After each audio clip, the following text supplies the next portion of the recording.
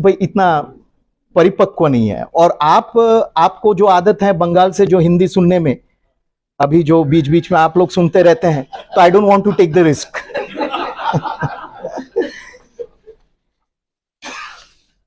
I want to really, at the outset, express my deep gratitude to Sri Debashish Satpathy ji and to Sri Manas Kaviraj ji, to my comrade in arms, independent director of NBCC, Ashim Da, and all those eminent functionaries, office bearers, and leaders of this organization who have not only given me an opportunity to be present amidst all of you, because I think it's a little, you have been very indulgent, Debashish Babu, where the guest of honor comes at the end and not at the beginning. Though obviously your standing invitation was for me to come at the beginning. So I'm extremely honored really to be here with such an eminent panel. Rajiv Kumar ji, Dr. Bhosale, Salim Ahmed ji, and all others. And I want to specially congratulate you, specially felicitate you for having organized this very important seminar against the backdrop of G20. And at the end of this month, Honorable Prime Minister has convened, and this is again the first time that after a physical G20 summit has been concluded very successfully, that the chair of G20 has again convened a G20 meet virtual in order to not only make an assessment of the achievements, but also to delineate a concrete roadmap for the future. Against that backdrop, I think your conference assumes a great significance, especially because you may have noticed, all of you, in my days as a research scholar, I was taught something by a very eminent personality who's one of the key figures today in the dispensation, that if you are not a domain expert, if you are not an expert, if you are not a domain expert, if you don't have knowledge on a certain subject, please don't speak about it. Don't give your opinion, because it doesn't count. And therefore, when Ashim Misra invited me, and very kindly when I received Debashish Babu's email and Manas Babu's message also, I was a little hesitant that it should not be disastrous that you invite me for a disaster resilience conference. I mean, I ultimately don't know what I would end up saying. So one should always avoid disasters. We are talking about disaster mitigation or avoidance of disaster. I hope I do that quite deftly. I'm not so sure. You must have noticed that whether it is G20 or whether it is the global Voice of Global South, the second conference concluded yesterday with Honorable Prime Minister inaugurating it and concluding it. In G20, in the conference on the Voice of Global South, which is a historic step in the geopolitical history of the world in the last perhaps 50 plus years, disaster resilience has acquired a major significance.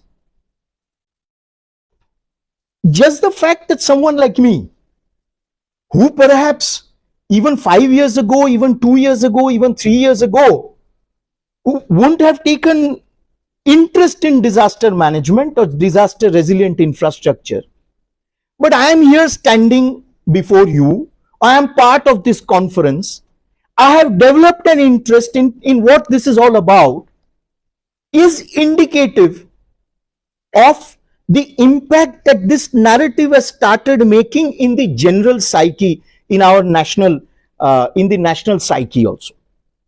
And therefore, even if it be in a limited manner, even if it be in a piecemeal manner, we are actually hearing discussions, we are hearing voices on what is disaster resilient infrastructure, on what is disaster mitigation, and what is disaster avoidance.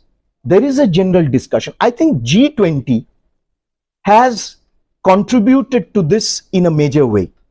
When you have 1.2 crore people across the country being involved in the process of G20, when you have G20 meetings taking place in 65 plus cities across the country, when you have of 1.2.5 lakh international delegates coming for G20 conferences sometime or the other throughout the past year in India, then you know that yes, G20 and its verticals has actually started percolating the national psyche.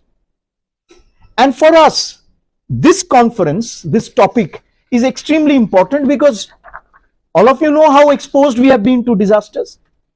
And being one of the leaders of the global south, we also realize that disaster mitigation resilience is one of the cardinal key principal agendas and challenges before the global south. 100 countries make part of this global south, and therefore it is very important. I want to just be start with the other way. It's not that I'm giving a formal talk, it's just that I'm sharing some thoughts with you. It's very important that NBCC as an entity hook itself up, connects itself to this entire global south narrative which is evolving with India in the leadership role. Because NBCC is already operating in various regions of the global south. And yesterday you know that the Dakshin Center for Excellence, Development and Knowledge Sharing Initiative for Global South Center for Excellence was launched by Honorable Prime Minister. That was one of the promises he made in January when the first Global South, Voice of Global South Summit took place. And yesterday he announced the Center for Excellence. The Center for Excellence is going to focus on empowering, mainstreaming, including the voices of global south in our mainstream geopolitical, geostrategic, geoeconomic, geocultural agendas. And I think in that, NBCC has a major role to play, because in the global south narrative, disaster resilience, disaster resilient infrastructure has a major portion. In fact, it occupies a major portion of the narrative. And therefore, the Center of Excellence that was launched by Prime Minister yesterday, I would urge all the senior leadership of NBCC to really explore how NBCC can become one of the lead nodal centers, nodal institutions and organizations which can spearhead this disaster resilient narrative in all its aspect within the larger framework of Global South, Voice of Global South. I wanted to start with that because I think every conference must have a outcome, and that outcome has to be periodically reviewed. And since you already have some of the most successful footprints in various countries of the Global South, it is only natural that you take the leadership in this entire portion of the Global South narrative. Now, friends, it is extremely, the challenge to talk at the end is what to say, because all of you have been talking throughout the day. You're all extremely busy with a lot of pressures, and you also have appointments to meet, deadlines, and as well as flights to catch. And I come here at the end of the day and try and give you a margdarshan, which I'm not going to do. It's just that I'm going to share a few thoughts. It is heartening. It is indeed very heartening if you realize that for the first time, disaster risk reduction was kept as an agenda in G20. G20 meetings have been taking place for the last 2 decades. But no G20 meeting before this really focused on disaster risk reduction as a major agenda point for G20 leaders to discuss. And therefore, I think this itself brings it onto the mainstream of a post-COVID world, which is very intensely reconfiguring itself. Now, friends, as very kindly was mentioned, the Y20 was mentioned. We had the opportunity of being designated, the Shyama Prasad Mukherjee Research Foundation was designated as the secretariat for Y20.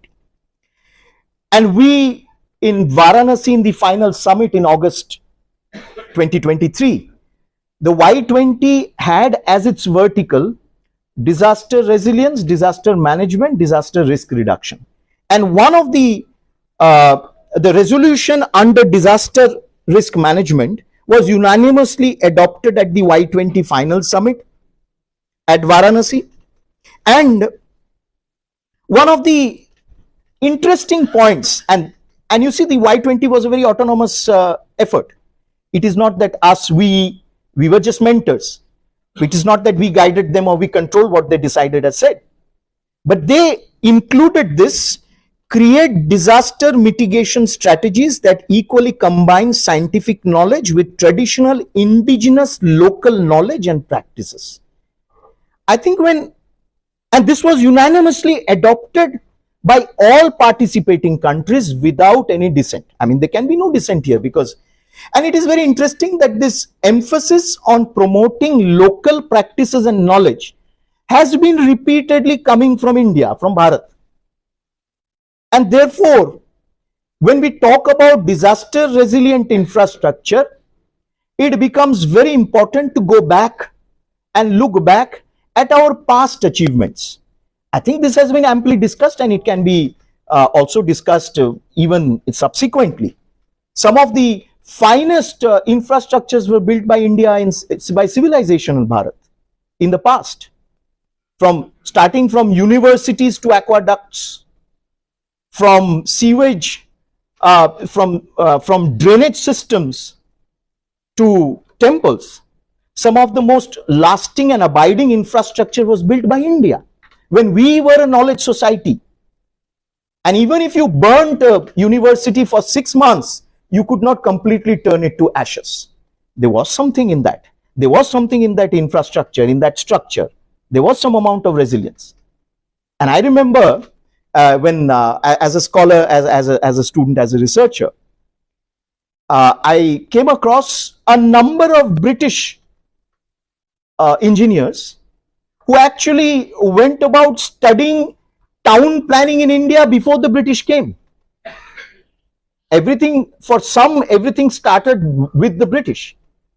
But the Britishers themselves, engineers, cartographers, went back in history to realize that there was a very vibrant tradition of building, construction, etc. in Bharat, civilizational Bharat, which was gradually lost somewhere in between. Friends, I want to just make a point here that when we are talking about the coalition of disaster resilient infrastructure, I'm sure a lot of discussion has taken place across the day, throughout the day. We must remember also, I don't know what your experience is, but as a novice, as a layman, this is what I feel as an observer from outside the system. I think post-independence, in the last few years, there has been a lot of emphasis on disaster management, reduction, as well as infrastructure building. It has happened. There's a lot of emphasis. There's a lot of focus. And that will yield results in the coming years. Now, I say that this focus primarily is because if you go back in history in 2001 with the Bhuj earthquake, and if you look at that time, a gentleman who was not yet chief minister of his state, rushing in January 2001 to Bhuj and plunging headlong into the relief operation and movement there. And that same gentleman within 8 months becomes the chief minister of his state, and completely turn around the Bhuj story into one of the most successful stories of disaster relief, risk management, and resilience as well. And therefore, I want to remind you here that it was in 2003, as far back as 2003, that the Gujarat government passed the Gujarat State Disaster Management Authority Act. And the NDMA was formed only in 2005. That was in 2003, and the NDMA was formed in 2005. And Kutch, the turnaround story of Kutch, because it was not only relief and rehabilitation, it was a module which was evolved, and I'm sure, I don't know if much studies have been made on it. Mr. P.K. Mishra, who was at that time in Gujarat, has his book on, and I would urge all of you to go through it. It's a very interesting, it gives a very interesting insight on the kind of havoc that the earthquake had actually wreaked on Gujarat, on Kutch. And subsequently, the National Disaster Management Authority was created in 2005, centrally, nationally. And in 2003, the Gujarat state. And the Gujarat was the first state to have such a body. Now, if you look at the entire turnaround, Kutch not only became the leading tourist destination in future. After the devastation, nobody would have thought that there could be such a turnaround. It not only became the leading tourist destination, it received 1 lakh crore in terms of investment, and it completely transformed itself and became a case study on how disasters could be handled and how an entire regeneration could take place having received such a major blow. So I wanted to flag that, because I think for organizations like NBCC, it must have a very important component of generating new ideas, new knowledge, and then, because you have an international footprint, of then percolating that new knowledge, new narrative across the world. Rajiv ji mentioned slightly that it is important that we keep not only updating ourselves, but it is also important that we generate new ideas, we generate new narratives. Now, when he spoke at the 5th International Conference of Disaster Resilient Infrastructure in April 2023, this year, against the backdrop of G20, Prime Minister said something very interesting. He said that any disaster henceforth will have international ramifications, and therefore the response cannot be isolated. The response has to be integrated. I think this is a very key dimension when we keep talking about the world being a global village. We talk about a new version of globalization which he himself has pushed and which India has pushed, globalization which is human centric. And therefore, in a globalization which is human centric and not driven by GDP, the human factor plays an extremely important role, central role, and therefore disaster resilience and disaster management also becomes central to it, because disaster is to do with the primarily, majorly with the human element. It not only impacts, it disrupts completely the human element. And he spoke about the importance of digital infrastructure and transport infrastructure, as well as social infrastructure. I think when you encompass the narrative of Alliance for Disaster Resilient Infrastructure, you have to take into account the social, the digital, as well as the connectivity part. Resilience is built in times between one disaster and another. Studying therefore past disasters and learning lessons from them is the way, as Prime Minister observed. And therefore, I emphasized on the need to study past disasters.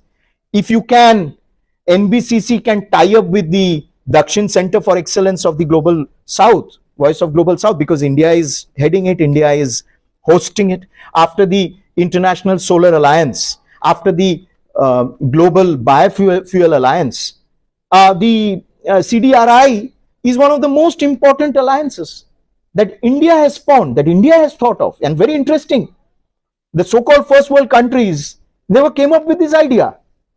It is India which came up with this idea because we were at the receiving end. And mind you, if you look back at our tradition, if you look back at some of our thought leaders, social reformers, even political leaders in the past, you'll see all of them played a major role in disaster relief. I mean, I can name you. The one name that comes to my mind is, of course, Dr. Shyama Prasad Mukherjee, who put together the largest non-official relief work during the Bengal famine of 1943, which was one of the largest famine. We are observing the 80th year of that famine, which saw 3 million plus people die. Disaster of that kind. And so disaster relief mitigation has been an integral part, be it of our thought journey, be it part of our freedom struggle. And therefore, past disasters, studying past disasters is an extremely important aspect. Now, at the end, I just want to conclude with some thoughts. Apart from the CDRI, I don't know whether it has also been discussed, because infrastructure, resilience, disaster, these were never leadership occasions for imparting leadership. But that has completely changed with India actually imparting leadership. I mean, we saw that in Turkey, we saw that in Nepal, we saw that. But that was only one dimension. Evolving a greater narrative for disaster resilience, even in that, India has assumed a leadership role, that there can be leadership. And therefore, not only CDRI was formed, if you recall, in 2019 at the UN Climate Summit. Honorable Prime Minister spoke about, CDRI was thought of in 2016 in his first term. And then in the UN Climate Summit in New York in 2019, he came up with IRIS, the Infrastructure for Resilient Island States, where you recognize climate challenges for smaller island nations. And he has actually himself changed the term, Prime Minister has changed the term later to large island states. He says you're not small island nations, you are large island states. And so disaster resilience is extremely important with the climate challenges for these island states. And so India came up with IRIS, with Australia, with Jamaica, with Mauritius, with UK as partners, and pledged about 480 crore rupees for this. And the intention was very clear, that in order to not only share information, climatic information, in order to not only pre-warn, but help these island nations which are dependent primarily on tourism. And Prime Minister shared this with the United Nations. He says that because they are primarily dependent on tourism, and any disaster that comes has the potential to destroy the tourist infrastructure, we earmark not only a fund, but we pledge to share information, to share knowledge. Knowledge sharing has been a key part of the new globalization that India has championed. And therefore, and we help them in creating disaster resilient infrastructure. And therefore, even in RIIS, can NBCC, if not, I don't know whether you already are playing a role, but can NBCC explore for itself a major intervention role with these large island nations? So I wanted to just share with you this, and Prime Minister says promotion of quality infrastructure, small island states will benefit both lives and livelihood. Jaan and Jahan. And so I think seminars, your conferences such as these have as their primarily focus importance this, that you are coming together for a day, and I hope this can become a regular practice, that you come together for a day or for 2 days, leave aside everything else, you exchange experiences, have a brainstorming, a series of brainstorming, and then take it forward to the next level. Because I think, and it is very evident for those of us and those of you who watch the way global issues, the global order is reshaping itself. In the coming years, in this particular sector, India is going to play an increasingly leadership role. And in large parts of Africa, where already you have your footprints, and when we speak about the voice of Global South, I end with what I started, because the Global South is the future. In large parts of these countries, in many of them, you already have your presence. Now that presence is output oriented, that presence has an impact, it has a manifestation. Along with this, my submission is, can you also contribute in evolving this narrative of infrastructure which is resilient to disaster? And in that, India has a key role to play. Other countries can share their experience, but the kind of disasters that we have faced in the last 150 years makes us particularly equipped to give a leadership, if not for 100 years, for the next 25 years. When Prime Minister speaks about Amrit Kal, he says it's extremely important of how we build our institutions, drive our institutions, of what narratives we evolve in the next 25 years. Vikasit Bharat is the agenda for 2047. India, when celebrating her 100th year of her independence, we can look back and make an assessment of the fields, of the areas in which we have made an impact globally. And I'm certain disaster resilient infrastructure and disaster mitigation will be one key area where we would have made a major impact. We would have set the agenda, we would have set the orientation and the direction. And therefore, these exercises are extremely crucial. They impart not only a fresh perspective, but I think it also gives the organizing organization, a possibility of assuming a greater leadership role. So thank you so much for this unique opportunity. Debashish Babu, I want to thank you again and your entire team here. And obviously all those in the hall, I want to specially thank you for being very patient. I'm not certain whether I have been able to make sense, but I'm happy that I have tried to make some sense, and perhaps you could have made some meaning out of what I have tried to say. Thank you so much. Thank you. Please. Thank you, sir, for Back to you, touching please. upon few very crucial